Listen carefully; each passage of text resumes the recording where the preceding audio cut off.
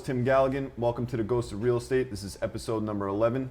On today's show, we have special guest, Danny Cartagena, real estate investor on Long Island. Danny, welcome to the show. Thank you for having me, Tim. Of course, man. Thanks for coming on. I appreciate it. Yep. So you want to tell us a bit about how you got started in real estate investment? That starts back in 2004 and 5. I was working in the beverage industry. Out of college in 2001. PepsiCo, yep. I worked on the Sobe team. Later, I made a change over to Cadbury, and I was working on the Nantucket team. Well, it was a non-carb division at the time, and calling on different distributors here in the Northeast, and quickly learned that it wasn't for me. Right. And I wanted to blaze my own trail in life. So when I got my real estate license, lo and behold, here I am, right? Right. So what happened? What helped me make the transition from realtor to investor, developer, builder, whatever you want to call it? Because I encompass all three of those. So I just wanted to blaze my own trail, as I said. I always had an affinity for building. Always wanted to create my vision. So if I look at a blank piece of property, or I look at a home and I say, how can I change this and make it better? So seeing the reward in that, not only the financial reward, but just seeing it through and taking it from point A to point Z, and knowing that that's my vision is what really what drove me in the business. Of course, the dollar signs at the end. Right. And back then, the business was a lot different than it is today. It wasn't as glorified as it is today, where you have all these different HGTV shows and make it cool. It's not that cool. Yeah. But that's pretty much it in a nutshell. Nice, man. So we met, for those listening, we met because you responded to one of my ads. I called you 72 times until you finally Was answered. it that many? I think so. But yeah, small world. We have the same exact background. I mean, that's what I did. Yep. I was on the Coke side, you were on the Pepsi side, and now you're doing the investments and stuff. So when you first got started, did you make a hard transition from real estate agent to investor? Yeah, so I got my license. I started doing sales part-time. Back then, all you needed was a pulse to get a mortgage. And you were still at Pepsi? I was actually at Cadbury. I Right. was with Nantucket. And you just needed a pulse to get a mortgage. Right. So everyone was getting a mortgage. Houses were flying off the shelves, much like today. But of course, the lending requirements were a lot different back then. You had these stated loan programs, all these subprime exotic mortgages and so forth that, we know how that turned out in 2007, 8, 9. Yeah. The market collapsed. And here we are now. So I learned that for me, it wasn't the sales part of it wasn't where my passion was. It was more so on the buying, flipping, holding. But a couple of bad experiences on the hold side in the boroughs. I learned that New York is not a place where I want to hold property. A couple of hard evictions later, 6 months, a year and a half on another one. It just, it's like a punch to the gut. So I said, you know what, let me just keep on flipping and building capital. Right. Try to build as much capital as possible. So flipping turned into building, and I still hold my real estate license, although I don't really use it. I have it just to, list some of my own things here and there, or whatever, if I need to use it for whatever reason, but it's not something that I really do anymore. Nice. What was your first deal? My first flip or my first real estate sale? First real estate transaction. Sure, let's do both. Real estate transaction. Real estate transaction. I want to say it was a single family home in Hempstead. Was my first real estate transaction. All the way from Ozone Park. Wow. I worked in a real estate brokerage in Queens, in Woodhaven. ERA top service under a guy named Nick Gomez, whose daughter now runs the business, Melissa Gomez. And all the way from Woodhaven, my first sale, I believe, if I remember correctly, it was a long time ago. Real long time ago, Tim. Showing my age right now. But it was in Hempstead. It was my first real estate transaction. Since then, after that, I did some mortgage sales. I wrote a few mortgages over the years. Not a few. I was involved with a couple of friends of mine in a mortgage company, and I ran the sales floor.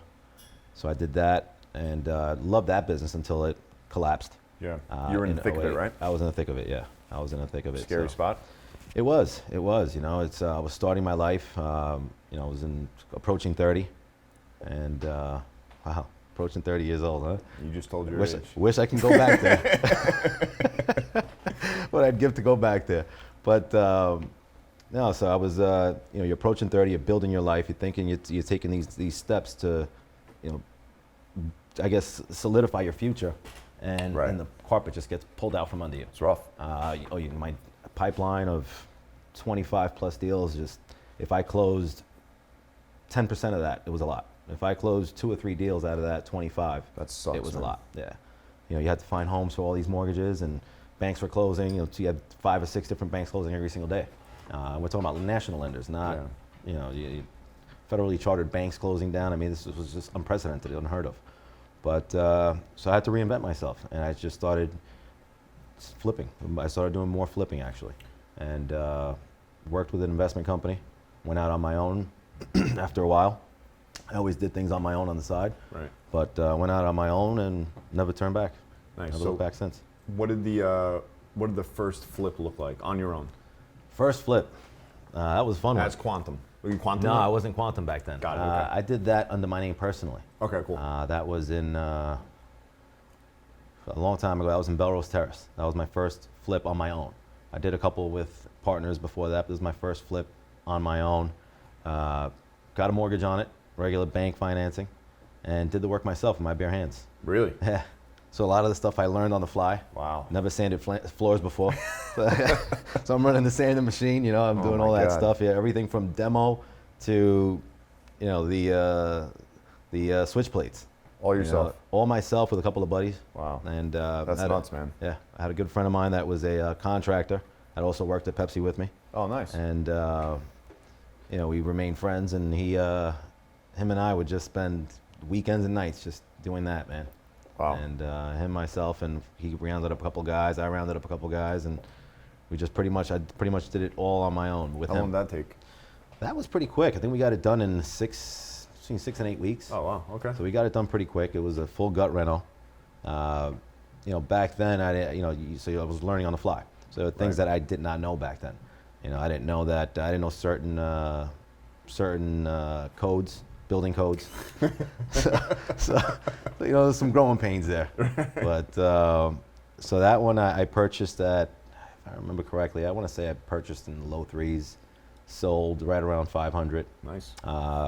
Didn't expect to sell it. I wanted to keep it, and it just turned into a flip because I was able to make close to $70,000 on it. Back then, I'm 24, 25 years old.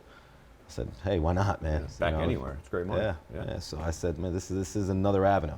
This is another revenue stream. Not only the sales, but I can do this also. Right. And then realize that this is a lot more time consuming than I thought.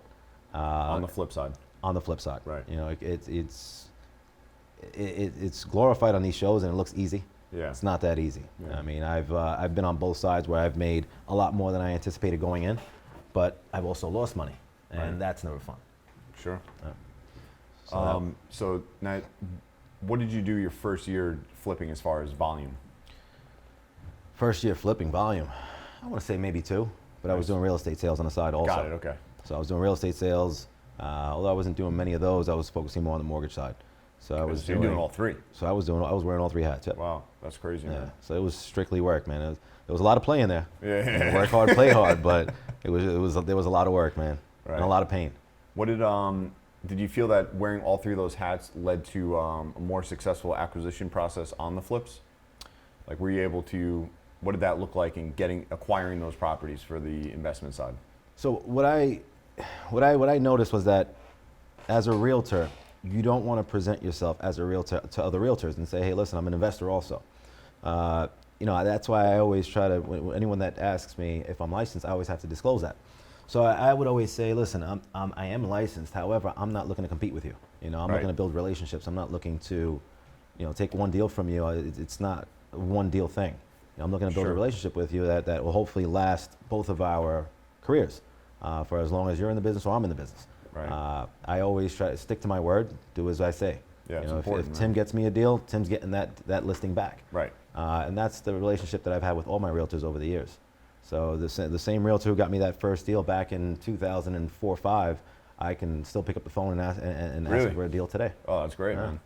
man. She's not as active as she used to be back then, but Right. I ran into her in a parking lot a couple of years ago, and a great conversation. But and she was a lot less active. So, but yeah, man, I look to build relationships, I'm not a one-hit wonder or one deal guy. Right. No, makes sense. So now you do the so multiple different facets in real estate investments. So you got wholesale, you got flip, you got buy and hold, notes. Are you doing all those? Are you doing some of them? Or are you? So about 4 or 5 years ago, I took the leap and said, you know what, I'm going to grow this thing, and I'm going to take a whole new approach, and which was new construction. So I'm going to focus on new construction. I was doing second story additions. So I was doing some new construction, some subdivisions and things like that. Worked out well on a couple, redevelopment in the boroughs, conversions in the boroughs, and then out here on the island, I did some subdivisions. First one was in Garden City, and there was some growing pains there. Second was I have a couple over the years, but the new construction part of the business is unforgiving. What do you mean by that? There's so many different variables that come into play. Got it. And you're dealing with the building departments, and I've heard other guys, I think on your podcast possibly, I heard Charles Weinreb mention that. That's one of the pitfalls in the business. If you're not, the building departments, as great as some of them are to work with, some of them are more difficult than others, Right. or aren't as great to work with. Let me Yeah. just say that. And being tied up by the building department can either make or break that deal. Right. Now, when you're Well, your holding costs. Right. So your holding that affects your holding costs. So your holding costs pretty much determine what your value, what your profit's going to be at the end of the deal. Sure. So if your projections are off by a year, you know what that looks like, especially in Nassau, Suffolk County, where your taxes can range anywhere between $15,000 and $50,000 depending on where that project is. Right. So that can and the borrowing costs are not 4 or 5% or 3% like homeowners are getting today, or end users are getting today. You're getting hard money, and hard money costs anywhere between 7 and 12% depending on where you're getting it. Right. So you got taxes plus the hard money interest and your insurance costs. and your insurance costs. And now in this ever-changing world, now the hardest thing to pretty much to try to peg down are your building costs. Right. So yeah, you were So- talking to me about that cost of lumber just skyrocketing.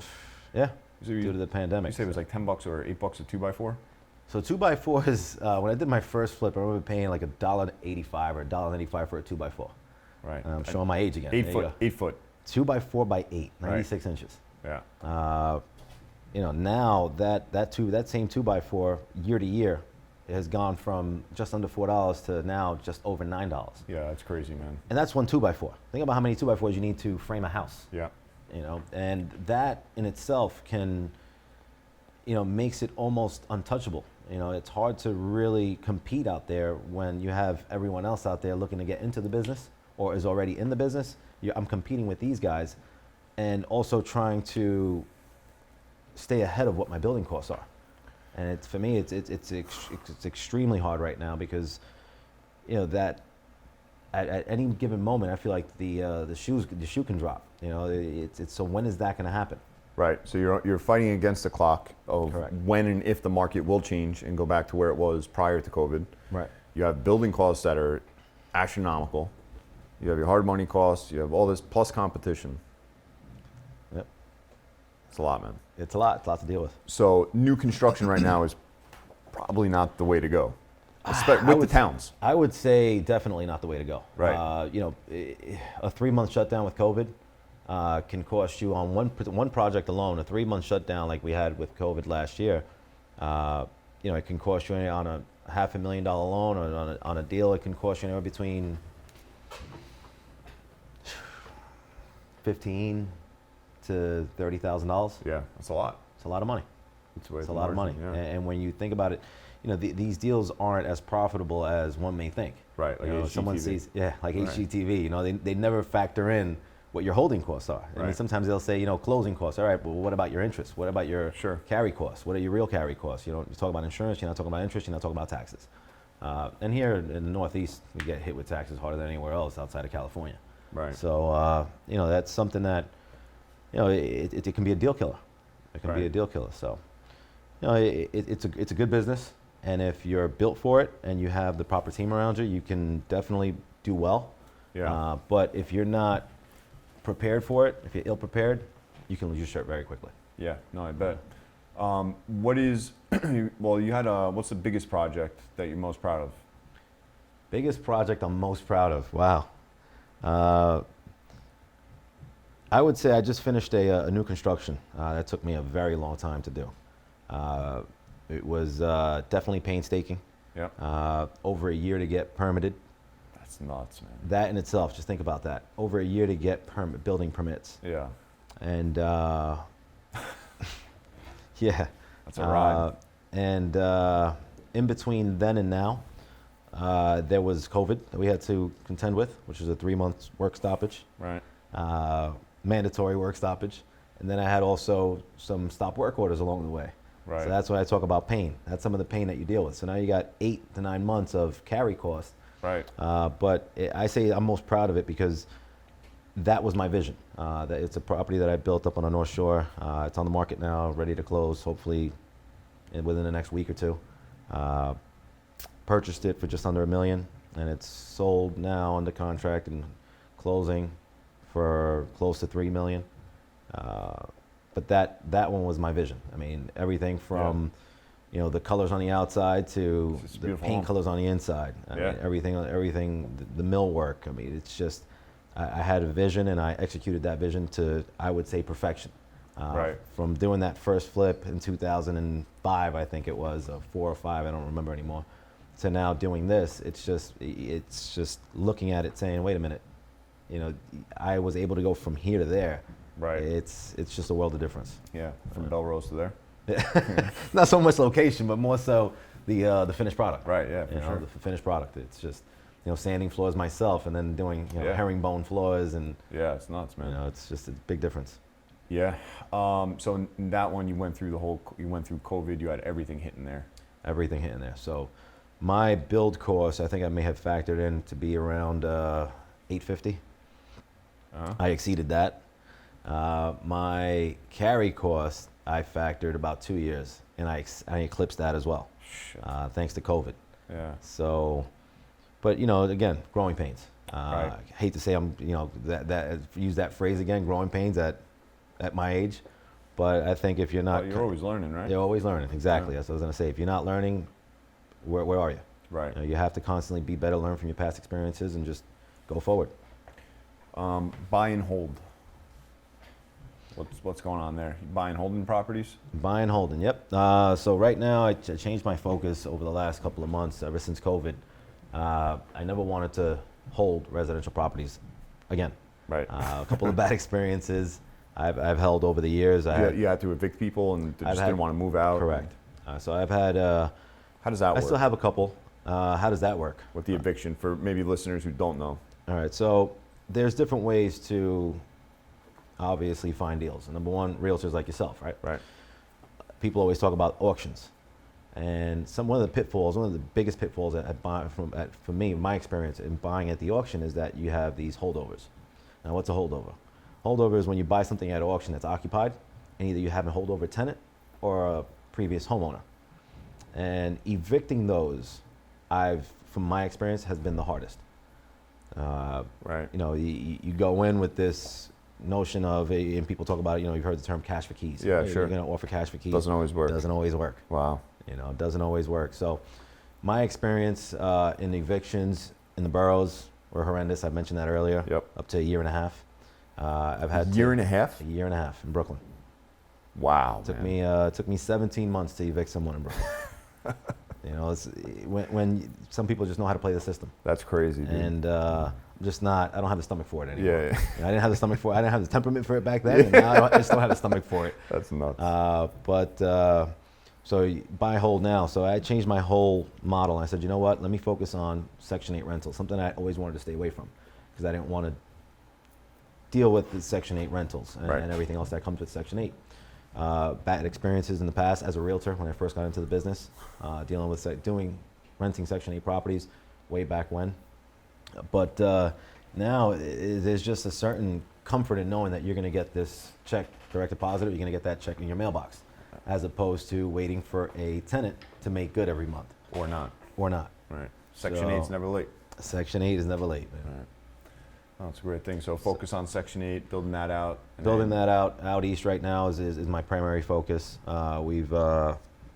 I say we, myself and my partner Nick, we've been focusing on the Mastic Shirley areas, Right. Bellport. We've spoken at length about that, and it's a whole different model for me. I want to do something that I don't really need to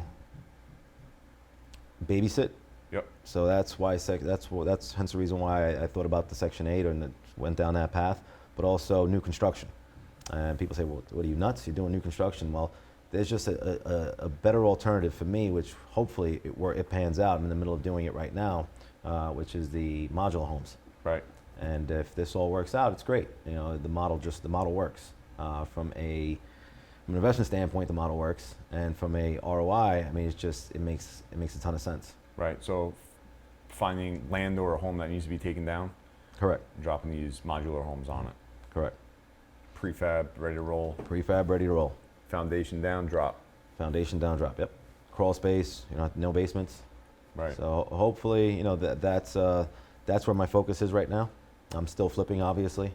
I have quite a few projects going right now that you know of. Still very active on the flip side. New construction, I'm working for homeowners now. So I'll do homeowner work, but I'm not doing anything for myself right now because I just can't predict the market. It's too unpredictable, and there's too many variables right now and too many moving parts that I cannot control. So Right. What do you think is going to happen with the market? You think it's going to keep going up? You think it's going to... what goes up must come down, I think. Yeah? I think eventually. I hope you're wrong. I hope so too. I mean, for all our sakes, right? But Right. the Treasurer, the Federal Reserve Chairman comes out and says that she's going to raise interest rates. That was last Yeah. week. In order to have a sustainable and a healthy economy, the prime rate needs to be above where it is right now. Can't keep rates this low forever and expect the economy to thrive. And so, it goes back to a conversation I have with people all the time, and it's, inflation. And I think inflation is here to stay. So what that's going to end up doing, it's going to trickle down eventually to the housing market. I'm surprised it hasn't yet.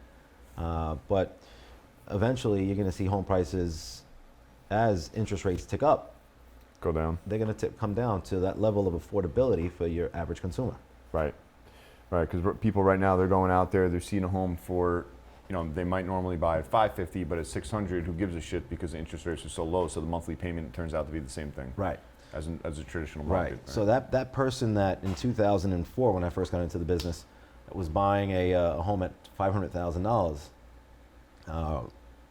they were paying roughly, you would say about $3,000 a month without taxes and insurance. Right. Yeah. That same person can take $1 million mortgage today without taxes and insurance and pay $3,000 a month. Right.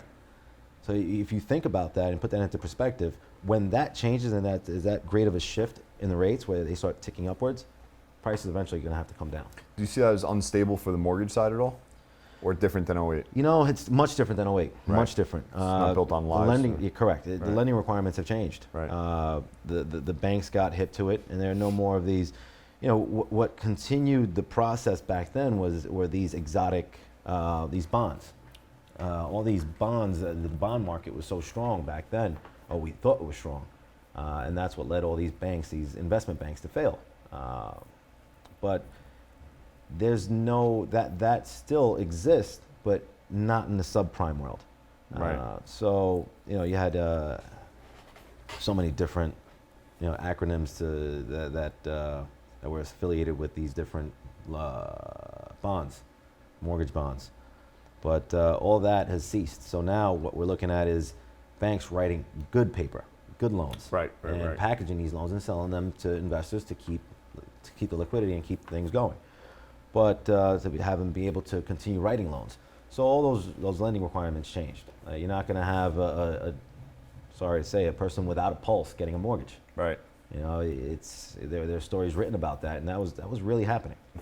You had people back then. I remember people signing 3 and 4 different mortgages within a week. Yeah, that's crazy. There's so many crazy things that were happening back then. You don't see that level of abuse today. Yeah. Cool. What do you think is Long Island as a whole? You focus pretty much wherever, whether it be Suffolk, whether it be Nassau. What do you think has the most opportunity for growth in the next coming 5 years? Opportunity for growth next 5 years, definitely. If you're talking about counties, Suffolk County. Yeah, I agree. Suffolk County. Everything pushes east, and Yep. you know, I do some stuff in Florida. I haven't done it in a while. I've been a little been out of it down there, but you know, it's just exploded since COVID. You know, but everything pushes north in Florida. Right. You know, from Miami it goes all north. Got it. Up the coast, and that's what you see here. So what you see here is everything pushing east, and Cool. I've seen them. I've seen the migration over the years. I was buying properties in Brentwood and Bayshore, and I was keeping them as rentals. Also flipping, but keeping Right. select a few as rentals over the years for $105,000, $110,000, $120,000. What year was this? This was 2014, 13. Wasn't that long ago, Tim. That's nuts. You think about that, man. Yeah, that's really crazy. You know, buying these things at under $150,000. Wow. So, and again, pain. You know, I had to evict some of those tenants, Yeah. and I learned. Listen, this is 2014, 110,000. 110,000. I That's mean, crazy. they were gut rentals. Yeah, but still, But you still, ain't getting that now. You're not getting that today. Not even I close. mean, you're lucky you're getting Mastic and Shirley at those prices. No. Yeah, you're not. You're lucky. Yeah. You know, so it's crazy. So I just, you see, and you know, of course, COVID has a lot to do with it. Yeah. But it's just where we are. You know, land. You can't make more land. Right. And so where do you have a surplus of land? Nassau County's pretty much built out, Yep. unless you start getting rid of golf courses, Yeah, they ain't you gonna know, happen. country clubs. I don't see that happening So, can you go up in terms of what. in Nassau? Is there a variance? I don't know how that. Is there a variance on So the air? there are some villages, some towns that allow you to go up. I'm not sure if you've been to Rockville Center over the last couple of years. I'm sure you have. Yeah. Just north of the tracks, they built a I new was just development just there. went to Dario's the other night. You know, like Dario's in Rockville Oh, that Center. place is awesome. Good veal Love chop, it. man. Yeah, great veal chop. Great veal chop. Those guys know what they're doing over Yeah, there. they man. do. Yeah. Funny you mentioned that. You talked about Vittorio's earlier. It's Yeah. Dario's now. Getting We hungry, could turn man. this into like a food podcast, man. So yeah, they're But, building up. They're building up. They built up on that side, and there's been talk. You saw it happen in Garden City, Mineola. You see what happened in Mineola, Yeah. my backyard. I mean, right along Old Country Road. Yeah. A couple of thousand units over the last 10 years. It's happening in progressive towns. Right. Some of these other towns, they'll never allow it. There's been talk about Massapequa. I haven't seen it there. Right. But you know, it requires zoning changes and a lot of. They have to have the community behind it. You think eventually all Nassau County will look like Queens? It has to, right? I don't think Nassau County will ever look like parts of Long Island City, man. I don't know. You got to go up. I don't think it's ever like, well, you know what? They will. I think they will. Yeah. But not all of Nassau County. I think that, you know, what's Nassau County is just it's a whole different world compared to Suffolk County. Right.